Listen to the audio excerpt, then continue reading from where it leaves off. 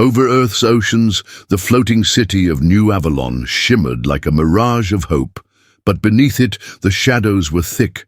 A brutal gang ruled the depths. And above, a corrupt council hid it all. Two powers, one at the bottom, one at the top, both closing their grip around the city. When the ghost of the past returns, will the truth rise? Or will New Avalon be drowned forever? 2149, Earth. Amid endless seas, the floating city of New Avalon gleamed like a jewel. Towers rose above the waves, silver light spilling across the surface, as if humanity had carved out a new paradise. But paradise had levels, and the deeper one went, the darker it became. Beneath the glass bridges and polished steel, down by rusted pylons dripping with salt, lay the drowned spires, half-sunken ruins, damp and reeking of brine. This was where Korr lived in hiding. He had once been a soldier, a veteran of the Lunar War, his name once tied to blood and iron discipline. Now, just a man buried in the crowd. Old jacket, hood pulled low. He moved through the dank corridors, yellow lights flickering overhead. People of the lower tiers glanced once, then looked away. No questions, no names spoken, and that was how he breathed. Don't let anyone remember you. The words echoed in his mind, over and over. Ethan survived on scraps of work, patching, power lines, trading credits for leftover food. Days passed like shadows, no comrades, no mission, nothing but silence.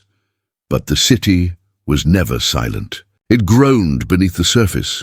Above, Avalon's council broadcast promises of prosperity. Below, the Obsidian Wreath carved its mark, crushing every block it touched. One draped in power, the other in violence, both tightening the same noose. Around New Avalon, Ethan pretended not to care. He closed his eyes, blocked his ears, denied it all. But sometimes memories struck back. The sound of artillery, the screams of brothers in arms, the cold of the void. They still lived in his bones, and when he saw a child curled in a corner of the lower tier, his hand clenched as if the rifle was still there. No, I'm done. He forced himself to turn away, but the truth was, war had never left him. It was only waiting for him to return. Ethan sank back into routine. The city above still shone bright, while his world stayed damp, humming, colorless. He fixed burned-out wires, replaced tiny circuits for families that could still pay. Anonymous work, nameless survival. He'd take his credits, nod, and vanish, before anyone could look too close. At night, he lay in his cramped room, metal ceiling dripping rust water, noise in the ducts, drunks stumbling against walls. Every sound reminded him he was just a shadow in New Avalon. He avoided conversation. If spoken to, he answered short, enough to make people walk away. His smile, rare as it was, vanished quick as ash in the ocean wind. Don't get involved. Don't remember. The mantra looped endlessly. Once, he saw a group arguing over rations. Of clean water, he stopped, only for a breath, then walked past as if he'd heard nothing. But in the dark, his hands still trembled. His body never forgot war. I'm done, completely done. He told himself that. And he believed it, at least until the gunfire came to the lower tiers. The shots Ethan feared finally rang out. Not from memory, but here, now. Sharp cracks bounced off steel walls, tearing through the shell of silence he'd built around himself. In the drowned spires, a crowd huddled around a cracked concrete plinth. Figures in black stood in line, arms marked with the sigil of the Obsidian Wreath, faces cold as stone. They dragged a man from the crowd, shoving him down before all. This is the price of defiance. The leader's voice was iron. The people were silent. Eyes lowered, Ethan stood in shadow. He wanted to turn away, pretend he hadn't seen, but his gaze locked on the scene. Memories flooded back, comrades dragged away, strangled cries, the flat crack of execution fire. A shot split the air. Clean. Brutal. Blood spattered across rusted walls. A child screamed, muffled by her mother's hand. Ethan's body locked, his fist clenched tight, nails digging deep. "Don't intervene!" The words echoed again, but weaker now. The Obsidian leader swept his gaze across the crowd, cold as a blade. Then with a cruel smile, he raised the gun again, aiming at another helpless soul. Ethan stepped back, but his heart pounded like a war drum. Sweat crawled down his spine. He knew if that next shot fired, he would not be able to stand still, and it fired. The gunshot ripped through the air, echoing inside the drowned towers. Another man collapsed, blood staining the cracked cement floor. The choked screams of civilians were quickly smothered by fear. Ethan froze, his body trembling. His legs begged to lunge forward, but the pull of war memories held him still. He bit down hard, forcing himself deeper into the shadows. The crowd thinned after the volley. No one dared look back. Only Ethan remained unmoving in the dark, his heartbeat hammering. He knew he'd lingered too long, and someone's eyes were already on him. As he turned away, a voice rose behind him. "You're not like the others." "Here." Ethan stiffened. A girl stepped out from a narrow alley, holding a battered handheld camera, its lens casting a faint blue glow across her gaze. Lyra Veynn, hair tied back, clothes plain, but her eyes burned bright, untouched by fear. "You've carried a rifle before," she said softly, almost certain. Ethan shook his head, pulling the hood lower over his face. "You're mistaken." Lyra stepped closer. She didn't lift the camera. She didn't threaten. She only looked straight at him. "No one mistakes the way you stand. Still a soldier's stance. I've seen enough war footage. I know where that comes from." Ethan clenched his jaw, turning away. "I'm just an electrician." "No," Lyra's voice was steady. "You're part of a story they want buried." For the first time, the darkness of the lower tier pressed on him like a weight he could hardly breathe through. Lyra's tone dropped to a whisper. "They need someone like you.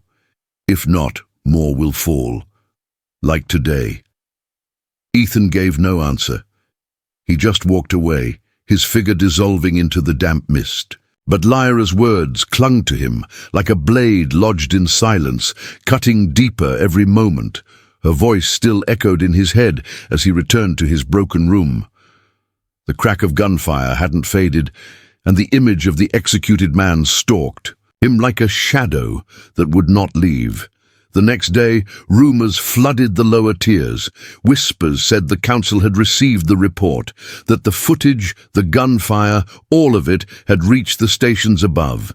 Yet the Civic Dome's response was silence. No statement, no investigation, no justice. Ethan heard the murmurs as he passed through the underground market. Faces glanced at one another, heavy with disappointment, too weary to even be angry. An old woman shook her head, her voice trembling. "Up there. They'll never care." Ethan stopped. The words cut like the final knife, stabbing deep into the last shred of faith he'd been holding. He lifted his gaze through the haze, toward the Civic Dome glowing in the distance, its glass crown shining like an empty promise. In that moment he understood. This silence was more terrifying than the Obsidian Wreath's gunfire, and it was that silence that would force him to choose. The echoes of gunfire in the lower tiers had barely faded when a new day swept over. New Avalon. Above the Civic Dome, the sky still blazed bright, but inside Ethan the darkness was heavier than rusted pipes. Lyra Veynn found him in a narrow alley where sunlight never reached. She walked straight in without hesitation, the battered camera in her hand, held like her only shield. "You can't stay silent anymore," she said firmly. "I saw you. You were there. You're not like them." Ethan lifted his gaze, eyes worn, as if dragged onto another battlefield. "I'm no soldier, I'm just an electrician." Lyra shook her head. "You can lie to me, but not to yourself. If you stay silent, yesterday will repeat itself. How many more must die before you speak?" Ethan stepped back. His voice cut cold, like he wanted to sever it all. "I'm done. There's nothing left to fight for." Silence hung between them. Lyra stared at him, no anger in her eyes, only resolve. A small flame, but enough to unsettle him. "You can run from war," she whispered, "but war never runs from you." Ethan turned away. His steps were heavy, dragging old memories behind him. He didn't look back, leaving Lyra in the damp haze. But deep inside, her words cracked the wall he'd built for years. He knew he had refused, but he also knew refusal wouldn't hold. Forever. Her words lingered like a fracture. Ethan wanted to ignore it, but the silence in his mind was no longer whole. The more he tried to escape, the clearer it became. This city allowed no one to stand outside. One night, repairing a broken grid near the submerged docks, Ethan stumbled across a stray data packet in the system. A fragment of encrypted transmission buried in maintenance signals. He almost let it pass. But a soldier's instinct froze his hand. With a few basic commands he still remembered from the war, he unlocked it. Words appeared, cold and sharp. Resource. Allocation to Obsidian Wreath, approved by the Council. His brow tightened, fingers moved faster across the battered screen. More strings of orders surfaced, fund transfers, travel passes, access rights to zones reserved for the Sentinel Guard, all stamped with the seal of the City Council of Avalon. Ethan leaned back against the steel chair, heart pounding. Another. Wall inside him had shattered. It wasn't just the gang in the depths, the heights, the same rulers preaching order and prosperity were the very hand feeding the Obsidian Wreath. A noise stirred behind him. He snapped the data shut, hiding it in auxiliary storage. When he turned, only the sea wind hissed through steel cracks, but inside, he knew, from this moment on, he had crossed a line. In the dark, Ethan whispered, "They're all soaked in blood." He hadn't finished closing the files when a strange signal flashed across the screen, an active trace. He'd been found. His chest tightened like a vice, deep in a bunker within the drowned spires. Ronan. Dick leaned back in a rusted steel chair. Smoke curled around his hollow face, though his eyes burned with a cold gleam. A subordinate entered, head bowed low. Someone dug into the data. The trace points down to the lower tiers, a so-called electrician. Ronan smirked. An electrician. In New Avalon? No fixers smart enough to touch the Council's orders? He rose, pulling a pulse-edge blade from his belt. Blue light flickered across the shadows. Find him, and erase him. No evidence left behind. Ethan's instinct screamed someone would come, and hours later they did. At the abyssal dockyards, while he searched for more evidence, footsteps echoed behind him. The discovery pressed on him like a stone on his chest. He knew he'd touched something forbidden, and New Avalon had no intention of letting him walk away. That night, the abyssal dockyards glowed under red lamps, salt air clinging to skin. Shipping containers stacked high like steel walls, forming a narrow maze. Footsteps, not one, many. Ethan stopped. From the shadows, black-clad figures poured out, arms marked with the wreath of obsidian. He couldn't count them all, only the gleam of blades circling close. "Old soldier," a voice sneered. "They say you're good at staying alive. Let's test that." A pulse edge came slashing. Ethan moved on instinct, leaning aside, grabbing the attacker's arm, twisting. Odd, the blade clattered, a punch, a shoulder throw. His body fought as it had been trained without thought, but there were too many, the clang of pipes, the stomp of boots. He backed until his spine pressed against a cold container wall. One raised a gun. Ethan seized it, wrenching the barrel aside. The blast cracked through the enclosed docks, sparks tearing the night. The wreath staggered, but their circle tightened again. Sweat dripped into his eyes. His breath rasped sharp. The warrior he had buried was awake now, feral, unyielding, and in that moment, Ethan understood. The path of avoidance was over. In that moment, Ethan understood the path of avoidance was over. The city had seen him, and it would not let him walk away. A thug rushed from behind, steel rod swinging down.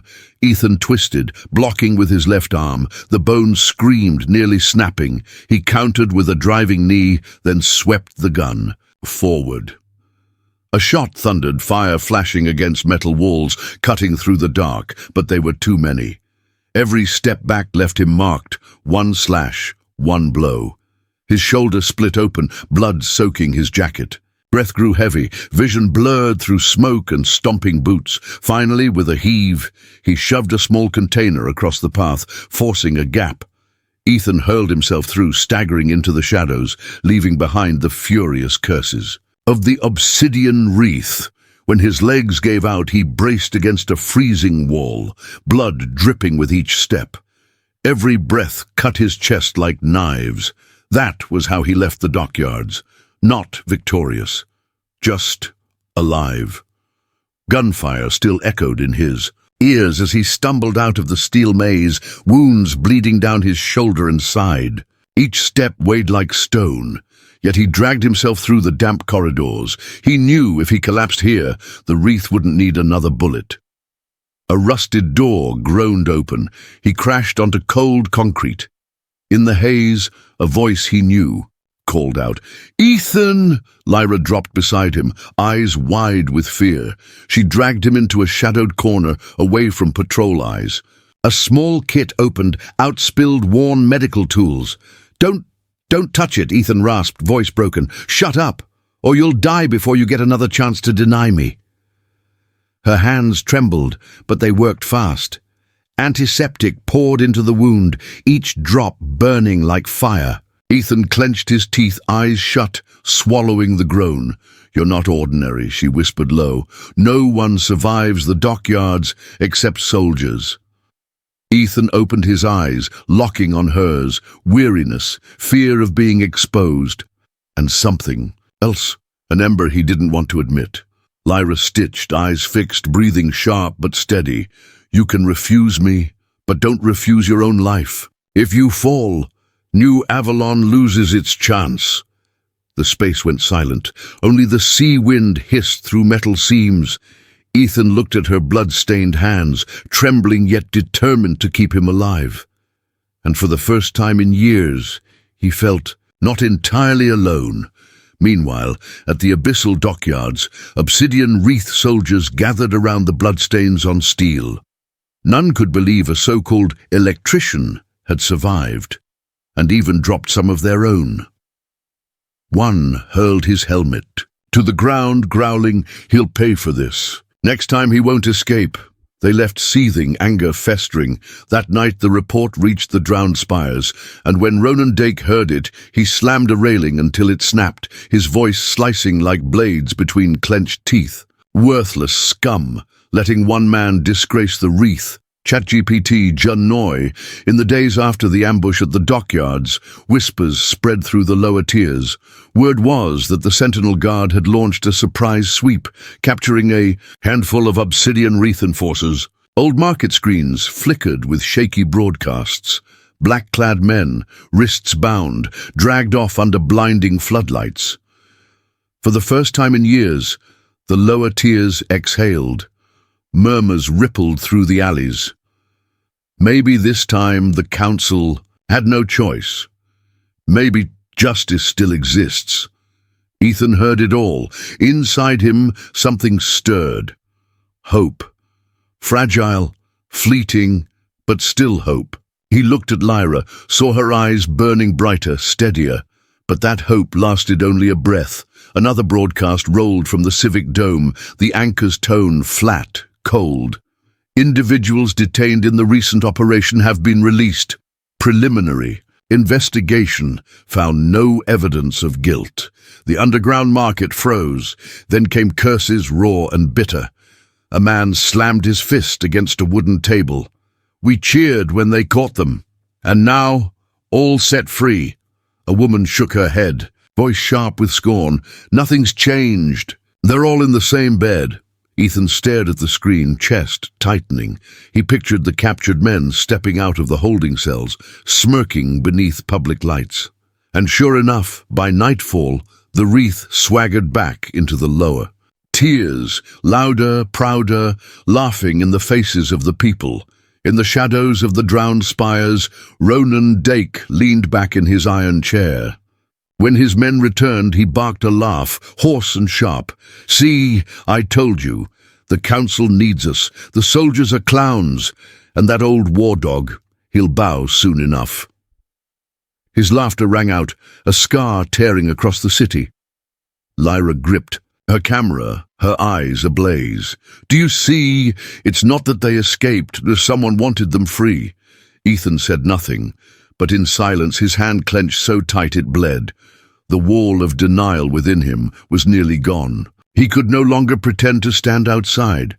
Above, the civic dome still blazed like an empty promise, but inside Ethan, the light had shifted into fire. The fire of anger, the fire of defiance, ready to ignite. After the council's final political stab, when the Obsidian Wreath were released in broad daylight, the lower tiers drowned in despair. Mocking whispers, bitter curses, hollow stares of broken faith echoed in Ethan's mind. He knew the wall of denial within him was fractured, but crossing it meant stepping back into the pit of war. Lyra found him in an abandoned room where neon lights flickered, then died. Her voice cut through, sharp but unwavering. "You see it now, Ethan. They didn't just release the wreath. They're the ones who opened the door for them." Ethan sat slumped against cold steel, face hollow. "I saw, but you don't understand. Touching them is suicide." Lyra set her camera down and stepped closer, her eyes burning like a small flame. "Then how long do you plan to wait? Until they kill how many more? I've lost friends. I've seen blood spill at my feet. And you'll just sit here and watch?" Ethan turned away. His chest stormed. The gunfire at the dockyards, Ronan Dake's stone face, the council's ruthless silence, they replayed endlessly. "Lyra!" His voice was raw. "I can't save this city."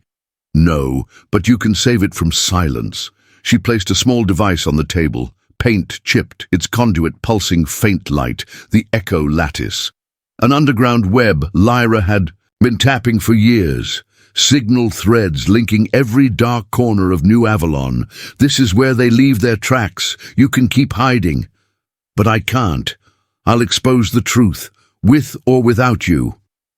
Her tone dropped, almost a whisper. Eyes locked on his. "Do you even know what the Obsidian Wreath really is? They're not just a gang. They own the lower tiers, trafficking, smuggling, contract killings, extorting the poor. They write their own law, hang bodies in the drowned spires as warnings. And the council, they know, they look away because they profit from it." Her hand clenched, eyes flashing with anger. "I've filmed it. I've recorded witnesses, but everything vanishes when it reaches the dome. That's why I need you." Ethan stared at the device. In his mind, he saw soldiers falling on the Moon Brothers he couldn't save. A whisper crawled through his skull. "This time, don't turn away." He drew a deep breath, hands trembling as they touched the echo lattice. "Fine, I'll help. But hear me, this isn't my war." Lyra's faint smile wasn't triumph, it was certainty. "No, Ethan, this is all our war." In that damp room a small flame sparked, not yet strong enough to burn away New Avalon's darkness, but in Ethan's eyes, for the first time in years, there was a fragile glimmer of resolve. And that glimmer was growing. In the dark room, the glow of the echo lattice washed over Ethan and Lyra's faces, streams of data pulsing like the synthetic veins of the city. Each flicker of light opened a secret, a trace someone thought buried. Lyra's fingers raced across the keyboard, her voice low but urgent. "Look here. Closed-door meetings, files straight from the civic dome." Ethan's eyes narrowed as symbols resolved into text. Documents stamped with the seal of the City Council of Avalon filled the screen one after another. his brow furrowed as a cold title emerged. Proposal to legalize lower-tier enforcement unit, Obsidian Wreath, his fists clenched. Enforcement unit? Lyra nodded, fury sparking in her eyes. They want to turn thugs into police, hand them open authority. It means the Wreath can kill in the streets and call it law enforcement. The notes beneath were even starker. Plans to supply weapons, funnel funding, even cede control of parts of the Sentinel Guard to Ronan Dake and his circle. Ethan shot to his feet, the room spinning. In his head, Ronan's hoarse laughter echoed, his cold gaze under the dockyard's lights. Now it was clear. The council wasn't just looking away. They were preparing to hand the city over. "This isn't corruption," Ethan muttered, voice heavy as iron. "This is betrayal." Lyra looked at him, her gaze equal parts grief and resolve. "Ethan, if we don't release this, New Avalon becomes a prison. The people will be shackled on their own ground." The lattice light reflected in Ethan's eyes, revealing the fracture inside him. He had promised to help only in part, never to dive headlong into war. But every file, every line cut him like a blade, reminding him of bodies on battlefields. He could never forget. His breath shuddered out. He spoke low. "If we expose this, they'll come for you. And for me." Lyra answered without hesitation. "They'll come for the whole city if we stay silent." Ethan said nothing. But he knew she was right. And for the first time, he felt he no longer had the ground to refuse. ChatGPT Jan Noy, the air in the room grew heavy, thick with the weight of truth now laid bare. Ethan stood frozen, eyes locked on the data, while Lyra worked quickly, backing up each file to her handheld device. She meant to take it out, to cast it across the echo lattice so all of the lower tiers could see. "Just a few more hours," Lyra whispered, her voice trembling yet filled with fire. "Everyone will know." Ethan turned, his voice low and grim. "You don't understand. Once this goes live, they'll know exactly who did it. They'll come straight for us." Lyra's lips tightened, her gaze burning. "They've already..." "Come, Ethan. The only question is, do we stand still or do we step forward?" He opened his mouth to answer, but a sound cut through the hallway outside. Heavy, urgent boots. Instinct snapped him into motion. He pulled Lyra into the shadows. A crash. Steel door kicked open. Figures stormed in. Black coats, arms marked with the wreath. Pulse-edge blades glowed with a deadly blue shimmer. "Don't move." The leader's voice was gravel. "Orders from Ronan Dake. The girl comes." "With us." Lyra tried to hide the device in her jacket, but their eyes caught the glint. One lunged, wrenching hard, smashing a rifle butt into her shoulder. She cried out, crumpling, clutching the device with desperate hands. Ethan surged forward, dropping one man, grappling another. The soldier inside him snapped awake. Fists, throws, strikes, each one precise and brutal, but they swarmed him. A steel rod cracked across his back, dropping him to his knees. Lyra was dragged upright, her wrists bound with sparking cable. "Let her go!" Ethan roared, but the leader's cold laugh drowned him out. "You want her free? Show yourself." "Ronan wants a word, old soldier. Refuse?" And her body hangs in the spires. They hauled Lyra away, vanishing into the wet black halls. Ethan staggered up, blood running into his eyes, shaking with fury and helplessness. He stumbled into the corridor, chasing, only to meet the black muzzles of rifles. 4, then 6, closing in. He roared, charging them, breaking teeth with a punch, slamming another into the wall. But gunstocks cracked into his back, boots slammed into his ribs. His body, still wrecked from the dockyards, had nothing left against a pack this large, a brutal blow to the base of his skull. Darkness swallowed him. Lyra's scream cut the air, then silenced. When Ethan woke, his arms and legs were bound in heavy steel chains, dragged across cold stone. Metal scraped, blood and rust smeared against his skin. This time, it wasn't just him they wanted. They held in their grip the only person who had seen a light still left inside him. Chains clattered, sharp and dry. Ethan was dragged through. Damp corridors, flickering lamps throwing light across walls, smeared with dried blood. He didn't know how long they'd been hauling him. Only the steady stomp of boots on steel, a funeral drumbeat that would not stop.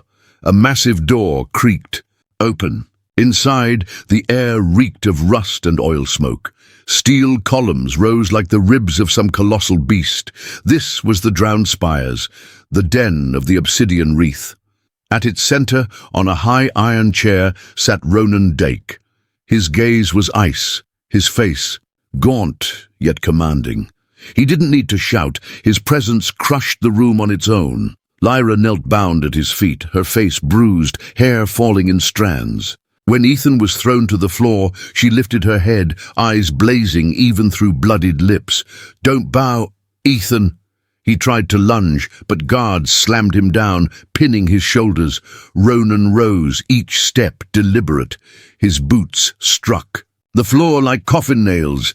"Ethan Korr," he said, voice low, rasping, every word deliberate. "What are you, an electrician? Or a survivor of the Moon War, a soldier who lived where no one should?" Ethan stayed silent. Blood dripped from his wounds, spreading dark across the floor. Ronan bent closer, eyes drilling into him, voice dropping to a blade's edge. "You have two choices. Serve me. Use your skill, lead my men, make the wreath untouchable. Or—" He glanced at Lyra. "Watch the girl die before your eyes." Lyra forced herself upright, shouting hoarsely, "Don't listen! Don't let him turn you into his weapon!" Ronan's laugh was a harsh rattle. He turned to her. "This one has fire. I'll snuff it out in public. Let the city see who truly holds power." His laughter echoed through the spires, clanging against the ringing chains. Ethan's chest clenched, fury flooding him. But fear cut deeper, the fear of losing the only soul who still saw a spark of humanity in him. He closed his eyes, breath ragged. War memories surged, the comrades dragged off, the helpless moments watching them fall. He had sworn never to step back into it. But now, choice was gone. Ethan opened his eyes, locked on Ronan. His voice came rough, but steady. "You can kill me, but I will never kneel." For a heartbeat, silence smothered the chamber. Then Ronan's laugh burst like thunder, rolling through the steel. He gestured sharply. Guards yanked Lyra to her feet, binding her tighter. "Very well," Ronan growled. "If you refuse, then let the city watch the price." They dragged Lyra away, her boots scraping the iron floor. Ethan thrashed, chained down, helpless. The door slammed shut before him, leaving only suffocating dark. Ronan's laughter still rang in Ethan's skull as the steel door slammed shut, locking him in the narrow cell. The stench of rust and dried blood clung to every breath. He smashed, his fists against the floor, chains clattering, useless against iron. Outside, the Obsidian Wreath were preparing their spectacle of blood. Word spread like fire. Tomorrow, in the central square of Skyline Forum, Lyra Veynn, branded a liar accused of fabricating crimes against the council, would be executed in public. The announcement blared from every speaker, flashed across every screen. The announcer's voice was flat, mechanical. "For public safety, all citizens are required to attend." The city buzzed in hushed tones. Eyes revealed fear, but also fury buried deep. An old woman whispered, voice trembling. She only spoke the truth, and the truth is what makes them tremble. In the dark, Ethan sat listening, every murmur seeping through the bars. He knew Ronan's blade wasn't aimed only at Lyra, it was aimed at him. The execution wasn't just about killing a woman, it was about extinguishing the last fragile spark left in New Avalon. Night fell. A Wreath soldier shoved into his cell, tossing a crumpled sheet onto the floor. Scrawled in red ink were just a few words. "Come to Skyline Forum. If not, you'll learn how it feels to lose everything." Ethan folded the paper, chest burning with a force fiercer than anything he had felt before. The game had shifted. They didn't just want Lyra dead. They wanted to break him in front of the city. In the thick dark, his eyes lit with fire, hatred and resolve fused together. Whatever it took, he would not let Lyra fall beneath the daylight, in front of a silenced crowd. Tomorrow New Avalon would see blood spilled. But this time Ethan swore the blade would not belong to just one side. The whole city buzzed with tension. Tomorrow, at Skyline Forum, Lyra Veynn would face a public execution. Citizens were forced to attend. Neon screens looped the image of her bound, kneeling beneath the black flag of the Obsidian Wreath. In the damp cell, Ethan sat still. Cold chains bit into his wrists. He shut his eyes, but Lyra's voice kept echoing. "Don't yield, Ethan." Memories of the Moon War came. Back screams, ragged breaths of fallen comrades, and his own silence each time he chose to step back. The door clanged open. Pale green light cut across the face of a Sentinel Guard officer. Ethan recognized him instantly. Captain Joran Halev, once the very image of discipline and loyalty. Halev glanced around, making sure no one followed, then lowered his voice. "I used to believe in the Council, believed their order meant safety, but I saw it with my own eyes. Obsidian Wreath captured, then released, as if no blood had ever been spilled. I was on duty when they walked free, laughing, in the faces of soldiers. From that day I knew something inside was rotting." He locked eyes with Ethan, his tone heavier. "And I know who you are, Ethan Korr. I've heard the stories from the Moon War survivors. They spoke of a soldier who wouldn't fall, even when the squad was torn apart. Someone who could turn a battle if he dared stand again. The Council thinks you're just a weary shadow, but I don't. I believe you're the one who can ignite the change against this rot." He tossed down a heavy cloth bag. His voice dropped, tinged with hesitation. "When you were caught at the dockyards, I handled the evidence. I should have sent it all to Civic Dome with the report, but I kept it. Partly because I didn't want the Council holding another weapon of control. Partly because I didn't believe they deserved your past." Ethan opened it. Fragments of his life lay inside. The worn grav tether harness, his familiar pulse, edge knife, and the neural shroud he once hid away. "I can't openly defy the Council, but I can do this, leave the door open, and give you back what once made you who you are." Halev's voice sounded almost like a last confession. Then he turned, walked out, leaving the door ajar. Ethan stared at the gear, his fingers trembling as they traced the scratches in the metal. His breath came heavy, then eased, as if laying down a burden. He strapped on the harness, its weight pressing against his body with old familiarity. The pulse edge slid into its sheath at his thigh. The neural shroud activated, a haze covering his face. The soldier he had buried was back. His fists clenched. His eyes burned in the dark. "I won't let her die, not this time." Ethan pulled the hood of the shroud deeper, his form dissolving into shadow. Stepping into the corridor, he passed two guards with their backs turned, eyes fixed on their monitors. The bioscanners flashed, but his signal was masked. He drifted past like a ghost. At the second checkpoint, he flicked his wrist, triggering the grav tether harness. Reverse pull lifted him up, clinging to steel beams that angled toward the outside, slipping past the guard's line of sight. His steel boots echoed, but the sound vanished into the roar of machinery below. Within minutes, he was gone. Halev had been right. The door wouldn't stay open long, but for a soldier who knew how to seize an opening, it was enough. Ethan Korr was no longer a helpless prisoner. Through the night of New Avalon, a lone figure slipped from the prison, crossing the steel bridges into the lower decks.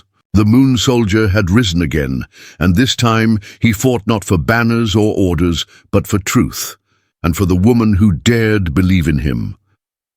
Darkness swallowed Ethan as he slipped out of the cell. The neural shroud wrapped him in a thin veil, dissolving him into the rusted steel shadows of the lower decks. Heavy boots of guards echoed close by, but they passed without ever noticing the shadow moving right above their heads. His hands gripped the freezing beams, the grav tether harness, pulling him across yawning gaps between upright steel bridges. The stench of oil, welding smoke and rotting waste rose thick in the air, choking every breath. He followed the conduit lines, matching each turn to the secret map Halev had tucked into his gear. Every step carried him closer to the drowned. Spires, the dark core where the Obsidian Wreath made its nest. When the cracked walls of the spires came into view, memories struck hard. Once these towers had been radiant, half sunk into the sea when New Avalon was first built. Now they were a labyrinth of death, hung with the corpses of dissenters, swaying in the salt wind as a warning. Flickering green lights revealed the black wreath sigil etched deep into the steel walls, the mark of the Obsidian Wreath. Ethan gripped the pulse edge tight and powered it on. The blade hummed, a blue spark running its length. He knew every step forward could be his last. But the image of Lyra, her face bloodied yet daring to stare Ronan down, burned away the fear. A patrol rounded the corner. Ethan pressed into a wall recess. They passed, voices hoarse, boasting about tomorrow's execution. "The whole city will see," one sneered. "This will be the Wreath's true coronation." The words made his grip tighten until blood streaked. The hilt. He waited for their backs to turn, then dropped silently. One slash, light flashed, and the rearmost soldier collapsed before he could cry out. Ethan dragged the body into shadow and slipped through a narrow gap before the others noticed. The corridors twisted, pitch black. He moved like a phantom, using every shadow, dodging the sweeping beams of scout drones. His heart pounded, but each beat grew steadier, stronger. At last, he stopped before a chamber guarded by heavy ranks. From inside came screams, chains rattling against metal. He didn't need to look. He knew Lyra was there. Ethan drew a long breath, stripping away. The last of his fear. Tonight, there was no room for hesitation. The Moon Soldier had returned, and he would carry this fire straight through the darkness of the spires. Ethan pressed his back against the cracked steel wall, breath ragged in the dark. The door to Lyra's cell stood ahead, 4 Wreath guards watching it. There was no time left. If he delayed even a minute, tomorrow she would hang lifeless before the crowd. He clenched the pulse edge and activated it. The blade shivered with a dry hiss. One surge of the grav tether, and he dropped from above like lightning. 2 guards fell before their weapons cleared the holsters. Blue arcs flashed, the stench of burned flesh filling the air.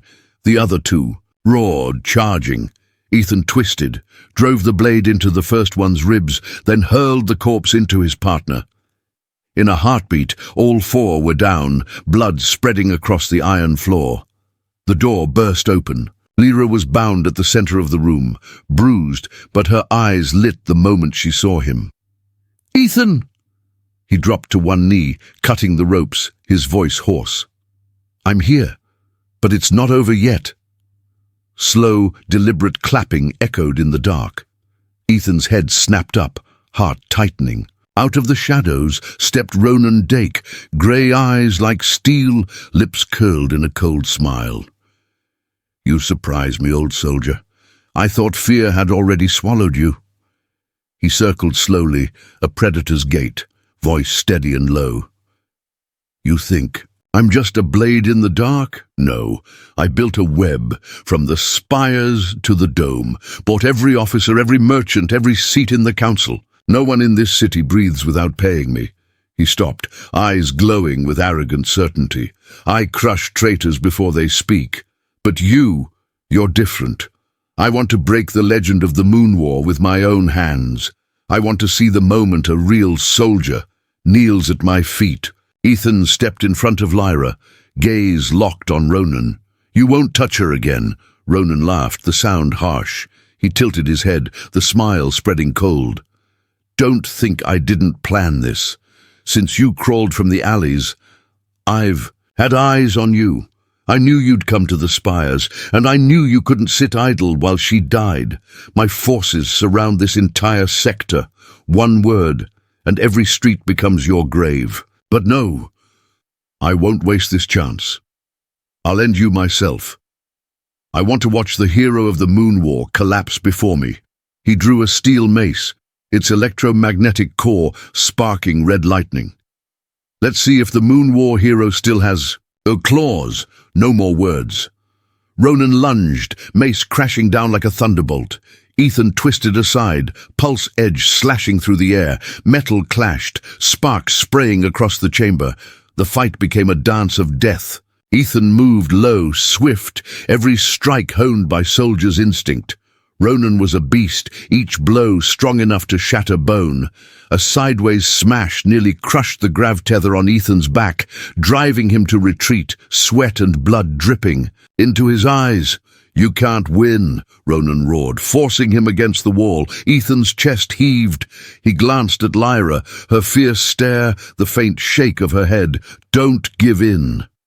In that instant, his heart ignited. This wasn't survival. This was the fight that defined him. With a roar, he charged. The pulse edge carved deep into Ronan's shoulder. The Wreath leader bellowed, mace crashing into Ethan's side. Bone cracked, pain seared, blood filled his throat, but Ethan's grip never loosened. He drove the blade forward with every shred of strength left. The steel pierced Ronan's chest. The blade discharged, blue electricity tearing through his body. Ronan's eyes went wide, then the Wreath commander collapsed like dead metal. Silence fell. Ethan staggered, one arm clutching the torn wound at his ribs, blood soaking his armor. Lyra rushed to catch him. "You're bleeding out, Ethan. We have to move." He forced a glance at Ronan's body, breath ragged. "No, it's not just him. The Council. They're worse." It was only the knife in their hand. Blood slipped between his fingers, his eyes heavy, yet in them the fire of a soldier still burned. The room was silent after Ronan fell. His body still twitched faintly from the pulse edge's current, the air thick with the stench of charred flesh. Ethan staggered, blood spilling from his side, vision blurring with pain, but when he turned, he saw Lyra bound in the corner, her eyes unbroken, still burning. He dropped to his knees, cutting the ropes, his hands trembling, but steady. Lyra collapsed into his arms, her breath weak, her voice rasping. You did it. Ronan? Dead." Ethan's reply was short, his eyes scanning the room. "But they won't stop. They never will." He pulled her to her feet, guiding her toward the way out of the spires. Every step was heavier than the last, the harness screeching as it carried the weight. Lyra looked at him, worry flashing in her gaze. "You're losing too much blood. We need to stop to treat it." "No time." Ethan shook his head. "We have to get clear before the rest regroup." They pushed through shattered corridors. Gunfire cracked in the distance. The Wreath remnants, discovering their leader, had fallen. Suddenly rusted wall speakers flickered on. A massive screen lit up the dark hallway, broadcasting live from the Civic Dome. On a raised platform stood Councillor Marek Val, draped in spotless white robes, face serene, lips curved in a faint smile, as if bearing good news. "Citizens of Avalon," his voice rang clear, steady, confident. "From this day a new force will secure order. Those you once feared are now your protectors. Welcome the Obsidian Wreath, the warriors of this city." Thunderous applause erupted behind him. Not from citizens, but from councillors and officials, souls sold for control. Val raised his hand, closing with a razor-edged smile. "With this decree, New Avalon enters a new era of stability." Lyra staggered back, face drained. Ethan stared. At the screen, his hand clenched so hard, blood welled between his knuckles. To him, the council was clearer now than any gang. They didn't need knives, didn't need blood. They could strangle an entire city with a single decree. Another voice. Cut in, cold and bureaucratic, the City Council of Avalon itself. Special announcement. Decree number 77 has been ratified. From today, the Obsidian Wreath is the official infrastructure security force under direct council command. Their authority is absolute. All resistance will be treated as rebellion. Ethan and Lyra froze. The words struck like blades. Ethan turned, fury igniting in his eyes. They legalized it, even with Ronan dead. Lyra's breath quickened, her grip tightening on his arm. That means every drop of blood spilled was for nothing. Ethan cut her off, his voice choking, but his gaze only hardened. He pulled her into a narrow alley, dodging the sweep of drones overhead. In the dark, his teeth clenched, every heartbeat stabbing his chest. No, not for nothing. If the council dares to sign this decree, then they've condemned themselves. I'll drag them into the light. Lyra looked at him, eyes red with tears yet glowing with belief. Ethan, if you make this choice, there's no turning back. I already did. His hand closed around the hilt of his blade. This time, I see it through.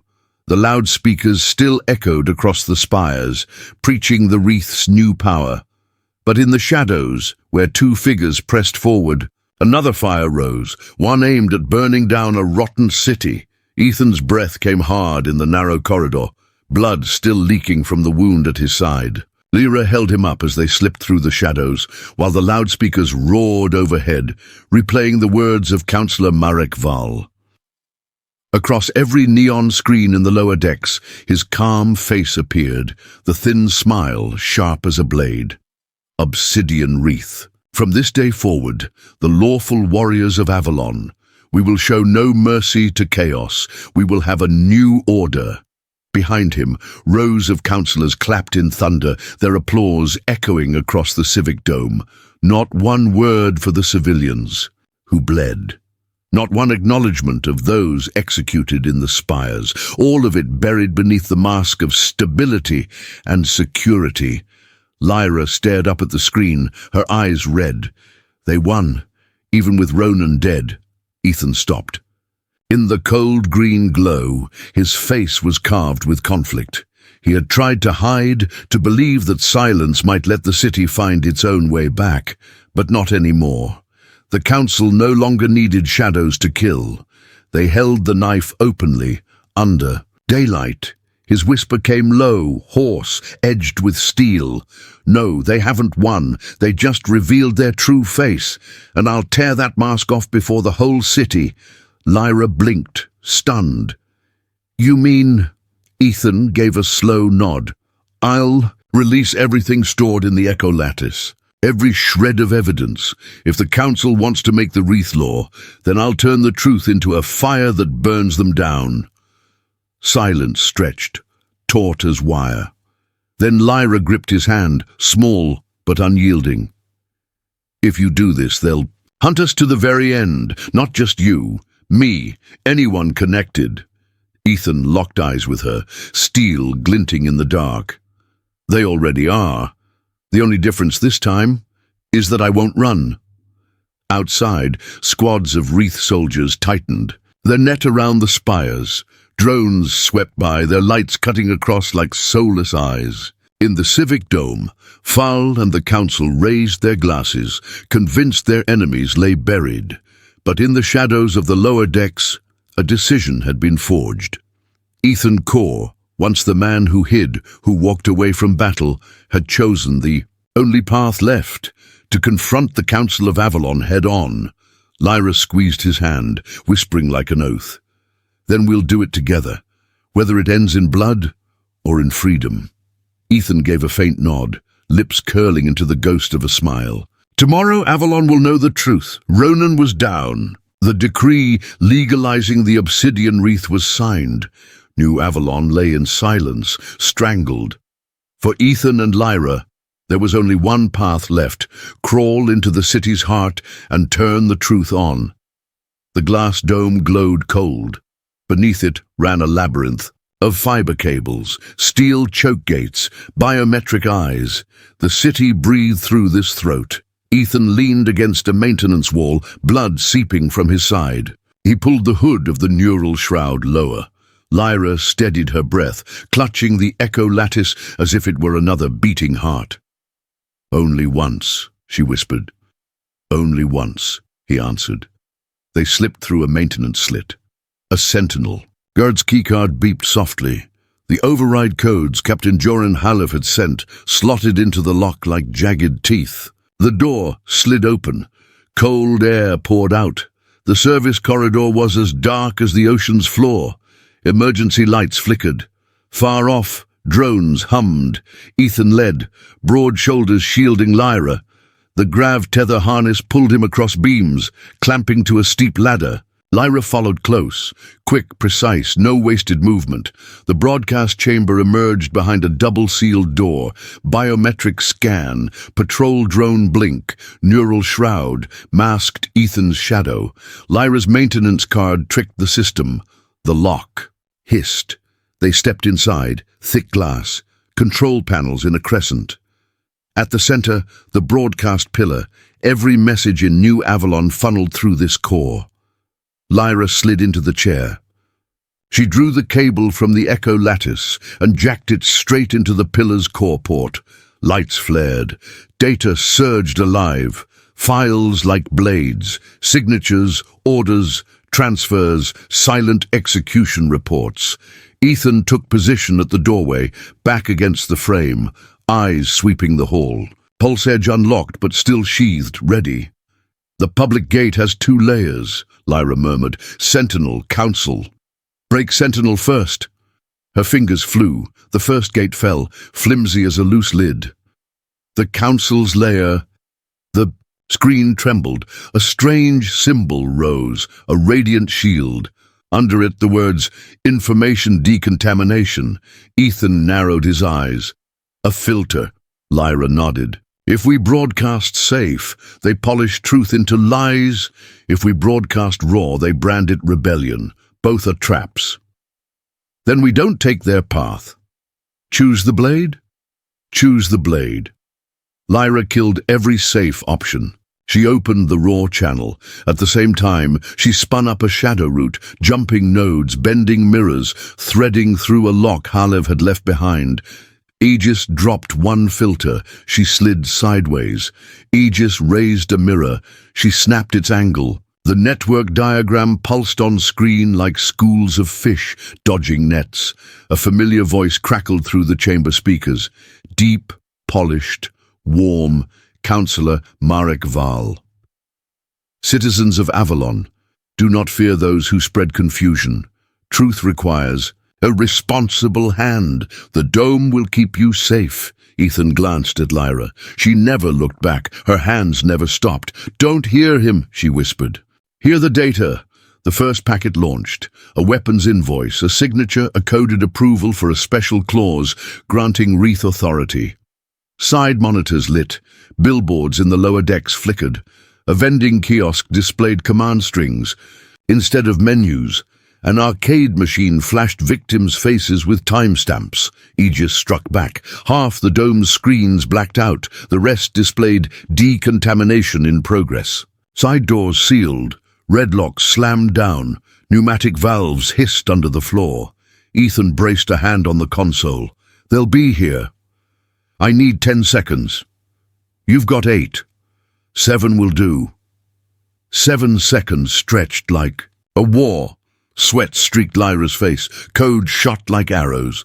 She fused Sentinel keys with civil access echo lattice, had scraped from hundreds of devices in the lower decks. One by one, packets slipped through a hairline crack in Aegis's shield. "Signals bouncing back," she said. "The lower decks are seeing it." "Hear them breathe," Ethan muttered, "and push forward." Above, a drone dropped from the ceiling. Its lenses darted. Neural shroud blurred Ethan to a ghost. He shifted half a step, drawing its scan angle away from Lyra.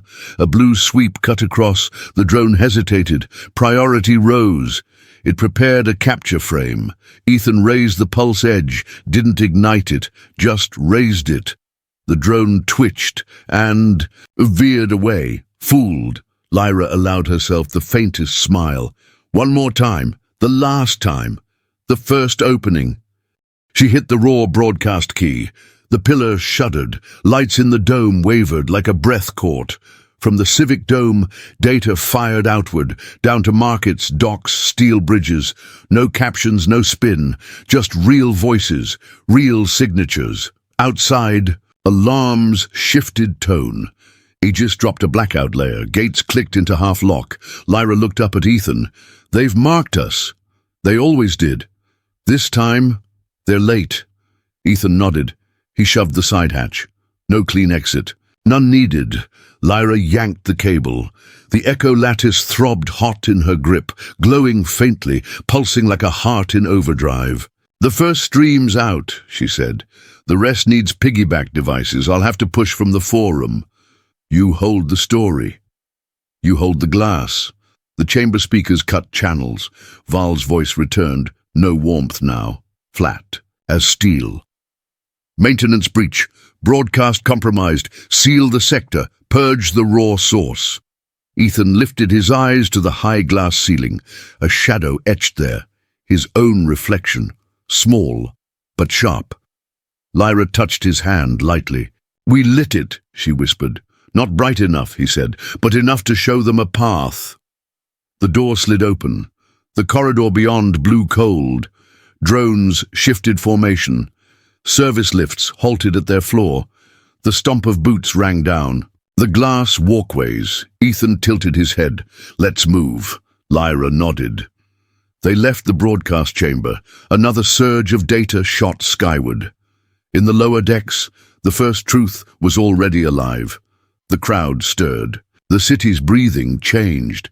The first stream had slipped out of the civic dome. Fragments scattered, but enough to spark fire. The lower decks stirred awake. On flooded streets, tram fare boards glitched. Ticket numbers flipped into council signatures, dates, and red seals authorizing executions. Vending machines went dark, then lit with the face of a mother screaming as Wreath soldiers dragged her child away. An arcade cabinet in the market choked on its music, spilling instead a recording of Councillor Marek Val ordering the decontamination of evidence. Crowds gathered, at first hesitant, then in clusters. Voices rose, drowning out the propaganda loudspeakers. "They kill us. They sold Avalon." Young members of the Free Current raised signal rigs, rigging broadcast nodes. With car batteries and scavenged antennas, the echo lattice leapt. From one screen to 10 to hundreds, images spread like oil across water. Meanwhile, Sentinel Guard ranks began to waver. Some soldiers recognized the files now flashing in public, records they had once been forced to bury. Faces hardened, lines faltered, but Aegis struck back. Inside the dome, Councillor Marek Val stood before rows of councillors. His expression never changed, as if the leaks were child's play. An aide whispered close, "The data is out, sir." Val's lips curled, voice steady as stone. "Good. Let them taste freedom, then choke it off. Let them see freedom also requires a license." He turned, fingers sliding across a console. "Aegis blackout. Seal half the city. Trigger clause 17. And remember, let the public channel speak in the voice of rescue."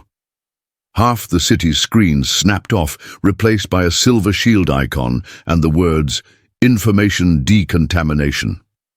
Lights died. Whole neighborhoods sank into darkness. Next came Clause 17, emergency law, steel bridges sealed, access tunnels to the lower decks locked, backup power cut from the grid. Auxiliary oxygen stations shut down.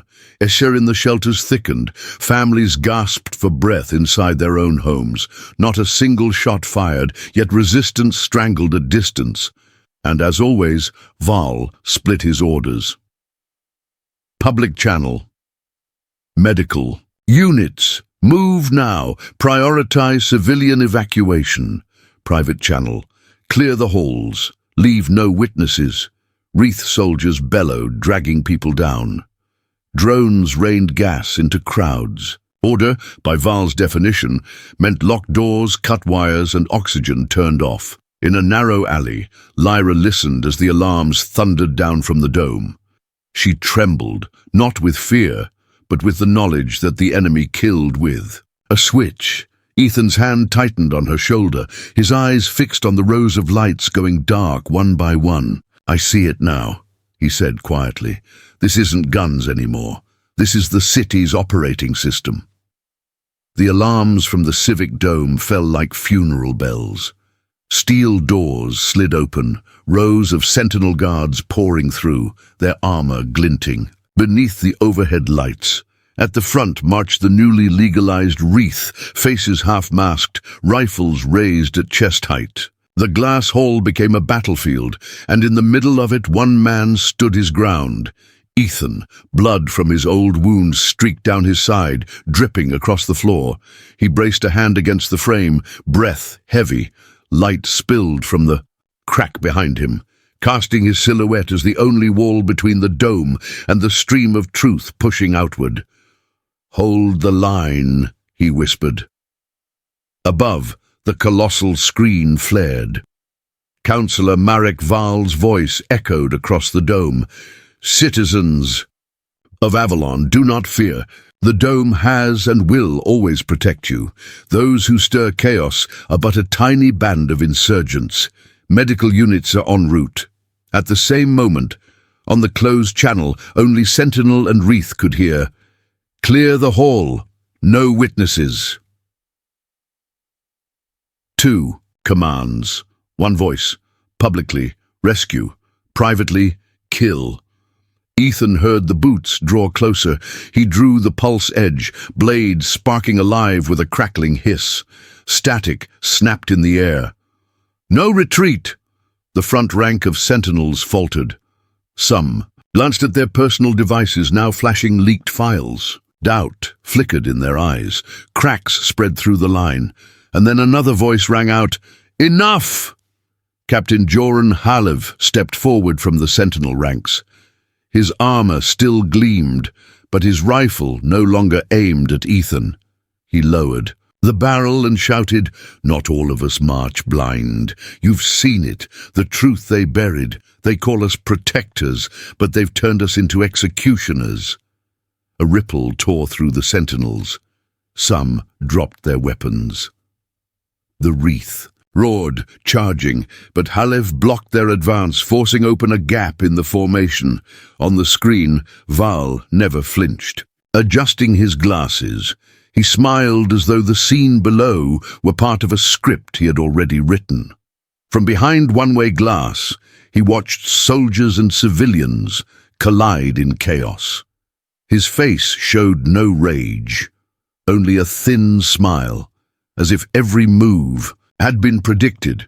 An aide whispered, panicked, "Sir, the data is loose." Val nodded, voice calm, no higher than a heartbeat. "Good. Let them taste freedom. Then cut their air. When they choke, they'll remember the dome is their lungs." He turned, slowly signing the order. Screens split before him. Public channel filled with benevolence, private channel dripping with steel. One hand soothing, the other strangling. This was the game he relished.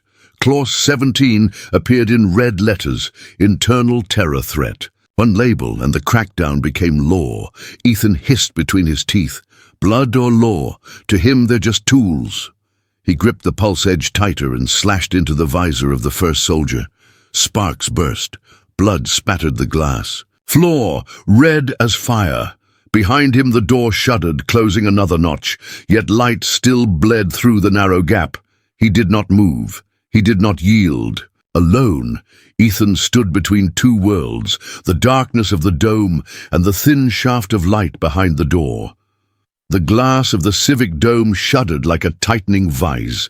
Mechanical locks groaned into place, metal grinding sharp against itself. Ethan leaned his whole body against the lever, blood seeping through his grey shirt from his shoulder wound. Inside the dome, Lyra clutched the data bundle, her eyes blazing in the dark. His breath came ragged, but his trembling hand stayed fixed on the lock. "I'm not letting go," Ethan whispered, words strained through clenched teeth. Footsteps thundered closer. The Wreath surged forward, followed by the still-forming sentinel line.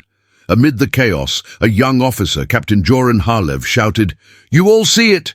They're forcing us into butchers. This isn't protection, this is murder.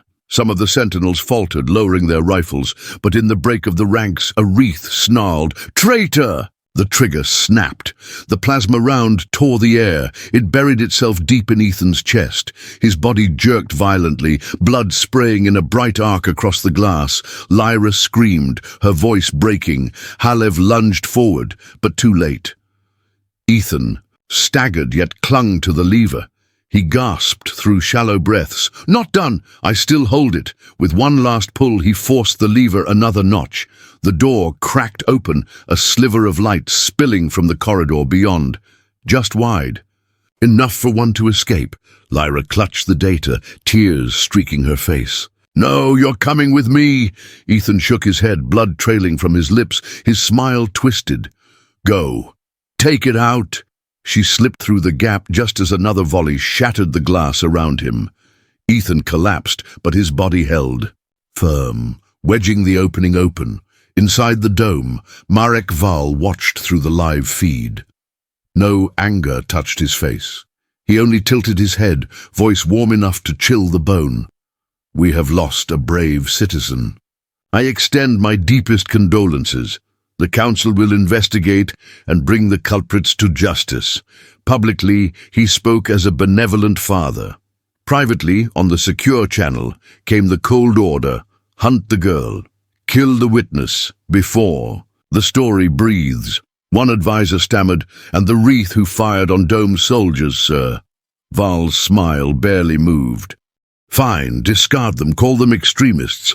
A sacrifice will make the Dome appear cleaner." Halev knelt beside Ethan, arms trembling as he held the bleeding body. He cried out to the wavering sentinels, "You saw it.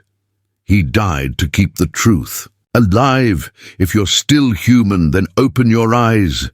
Several sentinels froze, weapons slipping from their grip. The fracture spread, but Val was already rewriting the script.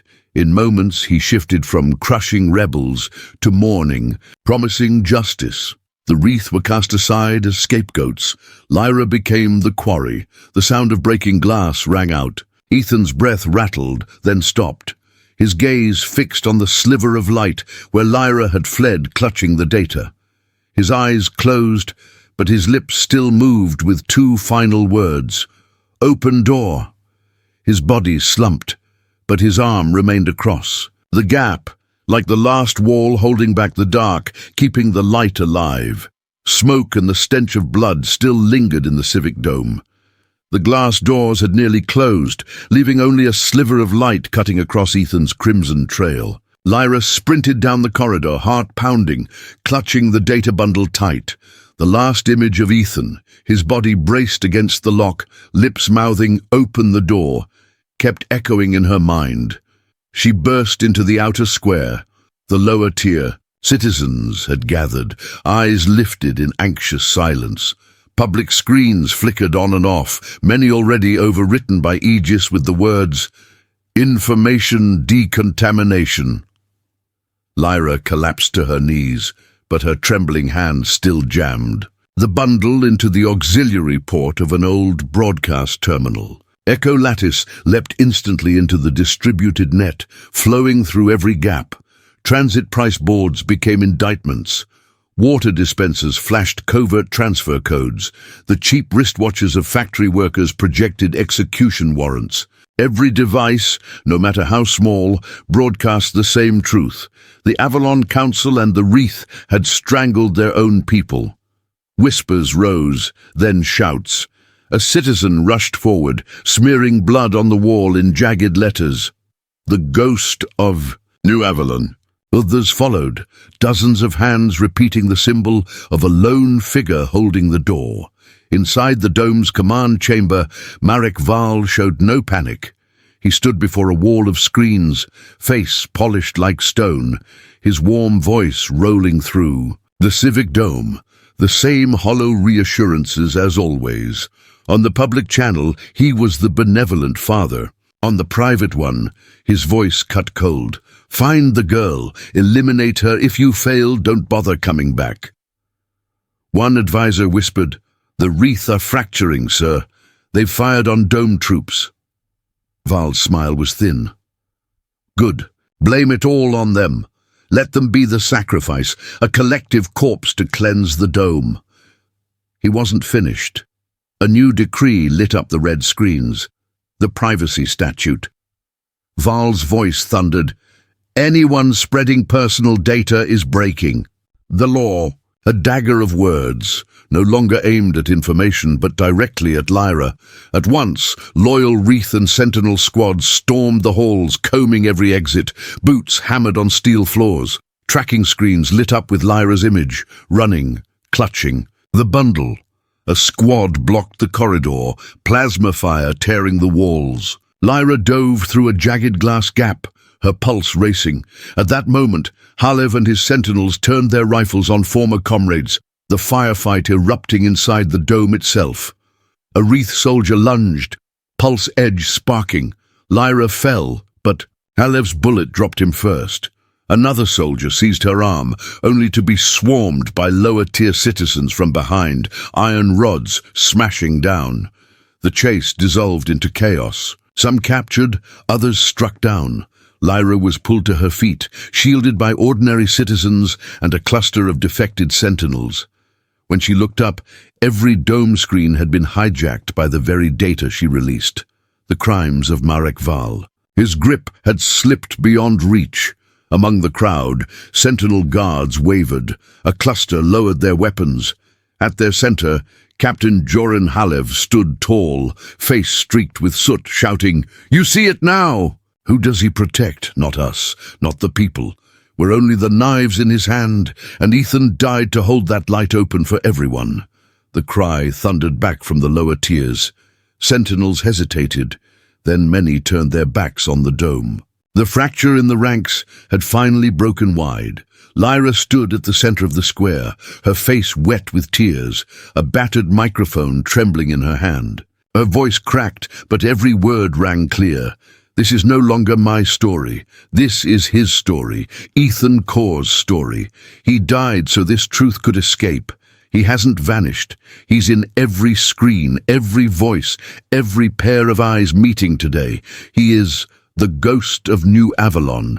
Her words dropped, and at that very moment thousands of devices erupted with the data. Ethan holding the door, blood smeared on glass, the beam of light breaking through. No Aegis could stop it because it didn't come from one point. It came from the entire city. The people roared. No oaths, no speeches, just a name, a symbol, the Ghost of New Avalon. In his glass chamber, Val watched the tide, his eyes narrowing for the first time. He knew he wasn't completely defeated. The treasury, the files, the infrastructure was still in his grip. But he understood. The power to tell the story had slipped from the dome. And when you lose the story, every law, every verdict, every execution order becomes nothing more than hollow noise. He turned away, his voice rasping on the private channel. "Fall back! Guard the treasury! Let them shout until their lungs burn. Then they'll crawl back to the dome." But he knew, and the world knew, that from this moment his name no longer decided the meaning of what was happening. Lyra lifted her head, surrounded by the chants of the crowd. The glow of 100 screens shone in her eyes. Ethan was gone, but not buried. He had become the city's immortal ghost, a ghost of justice, belonging not to one, but to all. The chant thundered across the square. "Ghost! Ghost of New Avalon!" Inside the dome, Marek Val backed away, but this time there was no shield left. Halev led a squad of sentinels straight into the command chamber, rifles leveled at the man who once commanded them. "That's enough. Val," Halev said, his voice unshakable. "You don't give orders anymore. You face judgment." Cuffs locked around Val's wrists. His arrest was streamed live on the very screens he had once used for information decontamination. The lower tiers roared, not in fear, but in triumph, seeing the man who strangled them dragged out as a prisoner. The trial came swiftly. In Skyline Forum, there were no more false decrees, only an open court. The data Lyra had released, signatures, Warrants, covert orders, was displayed before the entire city. Val's face remained calm, but there were no words left to save him. The sentence, execution by public firing squad, the final period to a man who believed power was eternal. The steel gates opened. Oxygen and power were no longer strangled to silence the people. For the first time, the children of the lower tiers saw light pour down without being cut. Citizens rebuilt, hanging the symbol of the door-guarding ghost on every street corner. Lyra did not seize power. She chose another path, to build Echo lattice-free, an open channel where every memory, every truth could be shared. She was no longer a lone reporter, but the keeper of the city's collective flame. One late afternoon, Lyra walked past Skyline Forum. Across the glass wall stretched a massive graffiti mural, the silhouette of the figure holding the door, its hollow eyes glowing with meaning. Beneath it the words, "The Ghost of New Avalon." She touched it softly, whispering, "You're not alone anymore. This city is you." In the shadows of the old dome, Ethan's name no longer echoed as a man's but as an oath. The people called him by a simple, immortal title, the Ghost of New Avalon. That ghost did not fade. It lived in every free breath, in every glowing screen, in the memory of a city that vowed never to bow again. And if you believe truth never dies, keep this fire alive by liking, sharing, and subscribing, so the echo of New Avalon carries on, beyond every wall of silence.